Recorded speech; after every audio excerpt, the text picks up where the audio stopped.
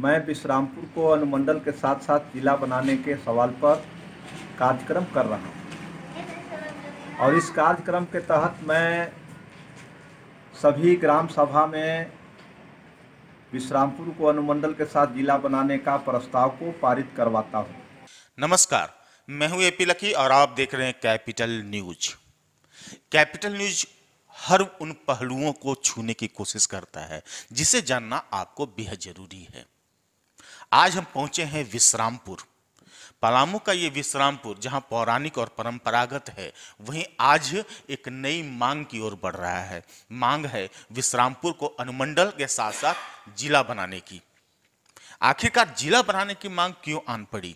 हमारे साथ वो शख्सियत है जिन्होंने इस मांग को प्रबल कहीं ना कहीं मजबूत बना रहे हैं, और ये कोई आम शख्सियत नहीं है।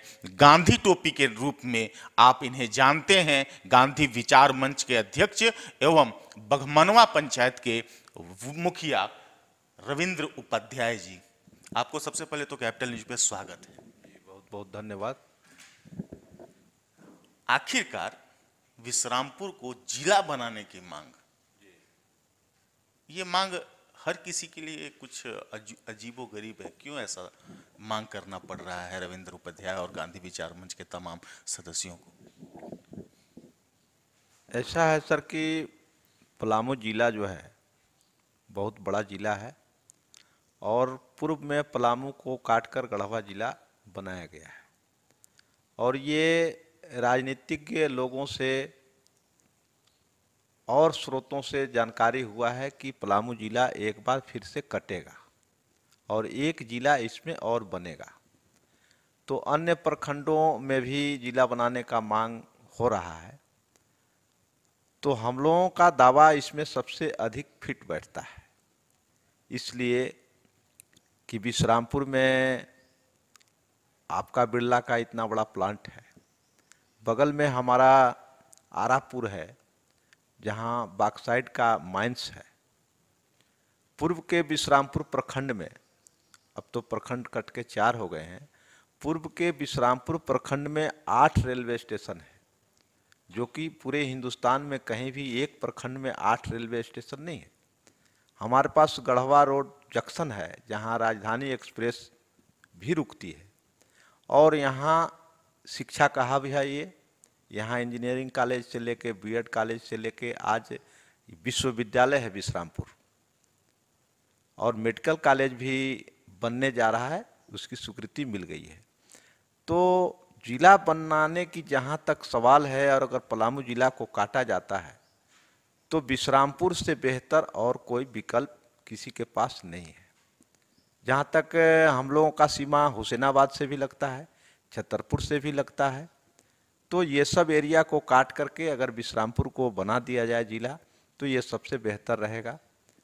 लेकिन हम लोगों का अनुमंडल अभी तक नहीं बन सका है।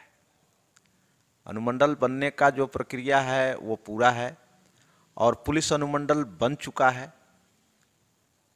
पुलिस अनुमंडल पिछले ही साल बन चुका है।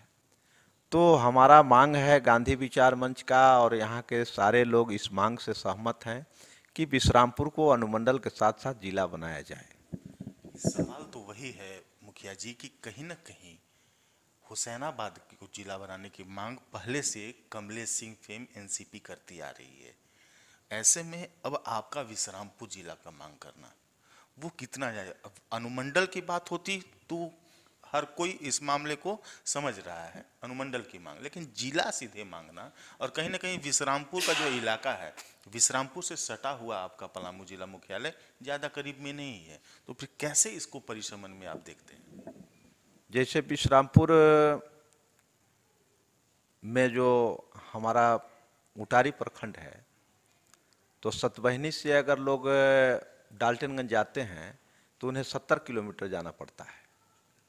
पांडू का जो इलाका है, जहाँ के हमारे पूर्व विधायक थे स्वर्गीय विनोद सिंह, उनका जो गांव है, तो उस गांव को जब हम देखते हैं, ओबरा जो हमारा पांडू प्रखंड में है, तो वहाँ से भी 60-70 किलोमीटर डाल्टनगंज की दूरी है। प्रॉपर विश्रामपुर से भी 40 किलोमीटर दूर है डाल्टनगंज। तो हम बीच में हैं छतरपुर के और हुसैनाबाद के, और लोग मांग कर रहे हैं तो हम उनके विषय में बहुत कुछ नहीं कह सकते हैं, लेकिन बॉर्डर एरिया है हुसैनाबाद बिहार का, वहाँ बॉर्डर एरिया है, वहाँ से तुरंत बिहार चालू हो जाता है, तो बॉर्डर एरिया में व्यवहारिक नहीं होता है जिला बनाना। तो हम सभी अहर्ताओं को पूरा करते हैं। जहाँ तक छतरपुर का सवाल है, तो उनके पास कोई जिला बनने का अभी कोई व्यवस्था नहीं है, रेलवे लाइन भी नहीं है छतरपुर में। तो हम सभी तरह से क्राइटेरिया को फुलफिल करते हैं। अगर पलामू कटता है और जिला बनता है तो हम उसमें नंबर 1 पर हैं, इसलिए हम लोग इस मांग को रख रहे हैं। और लाजमी है, जब जिला बटेगा तो व्यवस्थाएं जनता के करीब होती जाएंगी, और इसके लिए कहीं ना कहीं अब परिश्रमण की दिशा में केंद्र सरकार भी बढ़ रही है, और आने वाले कुछ दिनों में ये लागू भी होगा। ऐसे में सवाल बनता है कि विश्रामपुर आज कहाँ खड़ा है। कहीं ना कहीं आप चूंकि लगातार मुखिया भी रहे हैं, आप उस चीज को करीब से देख रहे हैं, नगर पंचायत क्षेत्र में आप निवास भी करते हैं, विश्रामपुर को कहाँ पा रहे हैं, कहाँ वो विकास है जिसकी हकदार थी यहाँ की जनता। देखिए, सब कुछ तो नहीं हुआ है, लेकिन बहुत कुछ हुआ है और बहुत कुछ होना बाकी है, जिसके लिए लोग जागरूक हैं, उसका मांग हो रहा है। विश्रामपुर पहले नगर पंचायत था, आज विश्रामपुर नगर परिषद है, और विश्रामपुर का इलाका फ्लोराइड प्रभावित इलाका है। इसके लिए भी गांधी विचार मंच ने बहुत आंदोलन चलाया था। उसके लिए स्पेशल एक हम लोग पानी पुत्री संरक्षण अभियान गांधी विचार मंच के बैनर तले चलाए थे। तो उस समय बहुत बड़ा योजना विश्रामपुर बृहद जलापूर्ति योजना सैंक्शन हुआ था, लेकिन वो आज तक धरातल पर नहीं आ सका। और नगर परिषद क्षेत्र में जब पेयजल की व्यवस्था नहीं हो तो ये बहुत दुर्भाग्यपूर्ण है। आपके विश्रामपुर से सटा हुआ एक गांव है यहाँ कुड़ी, पहाड़ी के तलहटी में बसे हुए हैं भुइयाँ जाति के लोग, फ्लोराइड के पानी पीने से टेढ़ा टेढ़ा हो गए। तो पानी की सबसे बड़ी समस्या है। दूसरी बात है कि गढ़वा रोड जंक्शन जो है, वहाँ पहले BCCL का नमक का बैगन कटता था और वहाँ बैग उतरता था, वहाँ से ढुलाई होकर प्लांट में जाता था। परिणाम स्वरूप रेहला जो इलाका है गढ़वा रोड का, वो सारा पानी नमकीन हो गया, और पानी नमकीन होने से उनका जो है पीने का व्यवस्था खत्म हो गया। बिरला वाले लोग जो है टैंकर से पानी सप्लाई करते हैं, लेकिन वो नाकाफी है। आप देखेंगे जाएंगे तो जब टैंकर लगता है तो जैसे सऊदिया वगैरह में पानी के लिए लोग दौड़ते हैं, उस तरह से लोग जो है अपना अपना बाल्टी और लोटा लेकर दौड़ते हैं। तो यहाँ सवाल तो बनता है, आपने विश्रामपुर अनुमंडल काटने के लिए उसमें जोड़ा कि बिरला का यहाँ अपना कंपनी है, फैक्ट्री है, यहाँ भी आप कह रहे हैं कि वो पानी मुहैया कराते हैं, वो काम करते हैं उनके चलते, लेकिन बिरला फैक्ट्री का जो लाभ मिलना चाहिए स्थानीय स्तर पे वो दिखाई नहीं पड़ता है, चाहे रोजगार की बात हो चाहे अन्य व्यवस्थाओं की बात है। तो उसके लिए जो है हम लोग उसके लिए प्रयासरत हैं कि स्थानीय लोगों को बिरला से लाभ मिले, और पानी का व्यवस्था जो है परमानेंट, अभी नए MD आए हैं, हम लोग विचार बनाए हैं कि उनसे मिलेंगे और जाकर कहेंगे कि ये टैंकर से पानी सप्लाई का आप व्यवस्था नहीं करें, आपका प्लांट का एरिया जो है वहाँ आप अस्थाई जलापूर्ति योजना स्वयं लगावें और लगा करके परमानेंट पानी का व्यवस्था करें। आपके पास तो अनुभव भी है रविंद्र जी, ऐसे में हम ये समझना चाहते हैं आखिरकार कंपनियां जो लगती हैं, जो यहाँ का लाभ उठाती हैं, जमीन बर्बाद होती है, पानी दूषित होता है, लेकिन लोगों को उसका उनका हक नहीं मिलता है, कहाँ दोष रह जाता है, कौन जिम्मेवार इसको माने। देखिए, पहली बात तो है कि यहाँ के लोग बहुत सरल हैं और अपने हक के लिए लड़ नहीं पाते। सबसे बड़ा तो मामला यहीं आकर फंसता है कि हम अपने हक और अधिकार की लड़ाई नहीं लड़ पाते। लोग सरल हैं लेकिन नेता तो बहुत बहुसंख्यक हैं। नेता बराबर जनता के मुखर मांग की ओर ही ध्यान देते हैं, तो उस तरह का कोई मांग, उस तरह का कोई आंदोलन होता नहीं है। इसलिए नेताजी लोग भी सोचते हैं, मनुष्य की प्रवृत्ति ही तत्काल राहत की होती है, तो उसका लाभ लोग ले रहे हैं।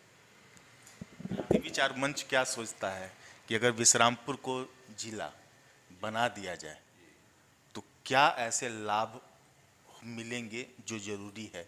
और कहीं ना कहीं हम ये चीज़ें पा रहे हैं कि चाहे ज़मीन का विवाद हो, चाहे बाकी योजनाओं की स्वीकृति की बात हो, थोड़ा कहीं ना कहीं विश्रामपुर इस मामले में पीछे नज़र आता है। जी, जिला बनने से हम समझते हैं कि अगर ये जिला बन जाए और यहाँ जो हमारा व्यवस्था है, इस व्यवस्था का अगर सही सदुपयोग होने लगे तो ये झारखंड का टॉप जिला होगा। इसलिए कि हमारे पास सब कुछ है।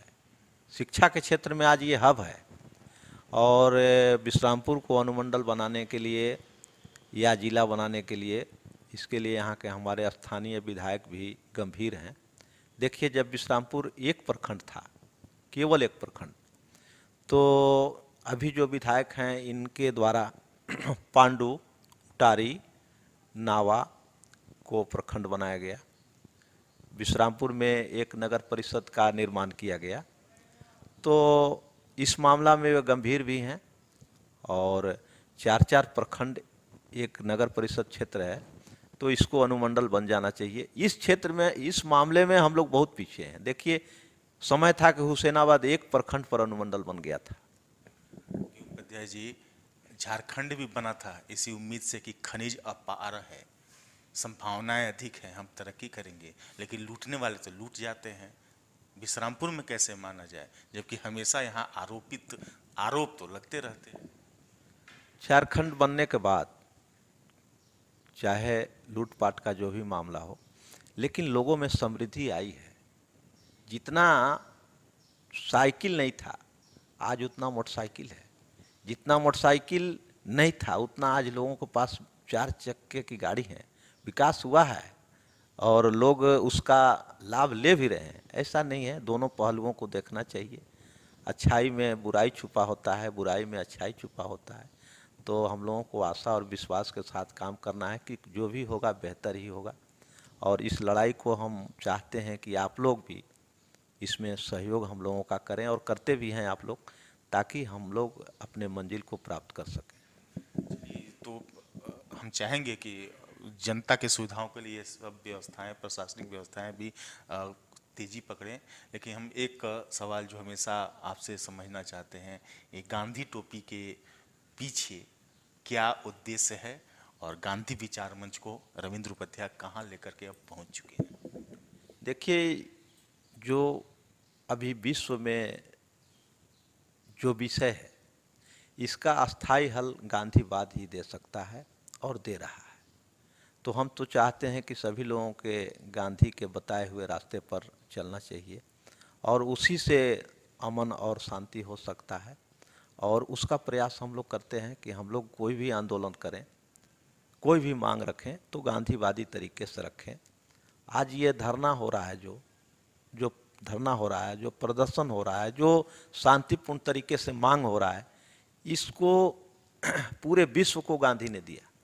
इसके पहले तो जो भी मांग होता था हिंसक होता था, तलवार से निर्णय होता था कुर्सी का, लेकिन गांधी ने पूरे विश्व को दिया कि नहीं, हम अपनी मांग शांतिपूर्ण तरीके से भी कर सकते हैं, सत्य का आग्रह करना है। तो वही सिद्धांत है, उसी सिद्धांत पर हम लोग काम कर रहे हैं, और हम चाहते भी हैं। पलामू में गांधी की प्रासंगिकता बढ़ाने वाले बगमनवा पंचायत के मुखिया एवं गांधी विचार मंच के अध्यक्ष रविंद्र उपाध्याय की भूमिका विश्रामपुर में हर रूप में देखी जाती है, हमें देखने को मिलती है।